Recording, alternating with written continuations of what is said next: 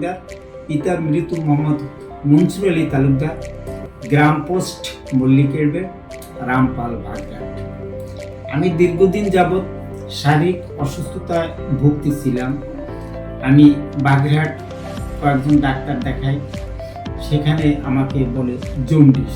আমি জন্ডিসের ঔষধ দেয়, খাচ্ছি, আমার প্রস্রাব হলুদ হচ্ছে, ওটা কমতেছি না, মাথা ঘুরাচ্ছে, শারীরিক দুর্বলতা দেখা দিচ্ছে। তখন আমার এক ভাই বলল যে আপনি সাইদ আহমেদের ওখানে যান, মেডিসিন বিশেষজ্ঞ, ওনার কাছে গেলাম। উনিও কয়েকটা টেস্ট করলো, টেস্ট করার পরে সেও বলতেছে জন্ডিস। টেস্ট করে আমাকে বললো যে আপনি খুলনা ময়লাপাতা সিটি মেডিকেলে ওখানে যে সিটি স্ক্যান করে আসেন।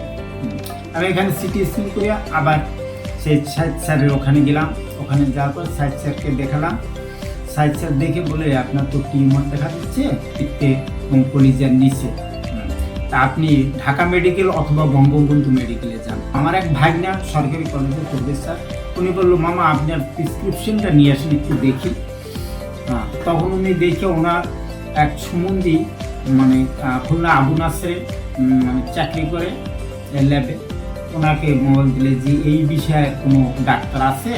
তখন উনি এই খুলনা গ্যাস্ট্রো লিভার কোলন রিকটাম সেন্টারের কথা বললো যে জলরাল সিংহ, যে ওখানে এই উনি ঢাকা মেডিকেলের সহযোগী অধ্যাপক।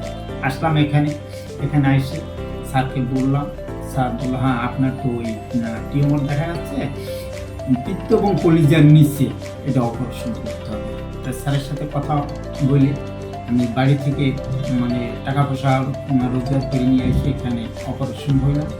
অপারেশন করে আমি মোটামুটি সুস্থ করে আমার ওই যে টিউমারটা ওইটা বায়োপসি করতে ঢাকা মহাখালী পাঠালাম। ওখান থেকে রিপোর্ট আসছে টিউমারের 247 পয়েন্ট ক্যান্সার পাওয়া গেছে এবং আমার বডিতে আছে 27। তখন আমি এখান থেকে ক্যান্সার ডাক্তারের শরণাপন্ন হলাম, গেলাম যে মিনারেল কান্তি সরকার অবসরপ্রাপ্ত স্যারের কাছে। সেখানে যে আমি নিলাম কেমোথেরাপি নিলাম 8টা। এরপর আমাদের ট্যাবলেট কেমোথেরাপি দিচ্ছে। এখন মোটামুটি আমি আগের তুলনায় যথেষ্টই সুস্থ আছি। বাকি আল্লাহর ইচ্ছা, আল্লাহ আমাকে কী করবে জানি না। এ পর্যন্ত এদের প্রচেষ্টা এবং উপর আল্লাহর ইচ্ছা আমি এ পর্যন্ত বাইসে আছি।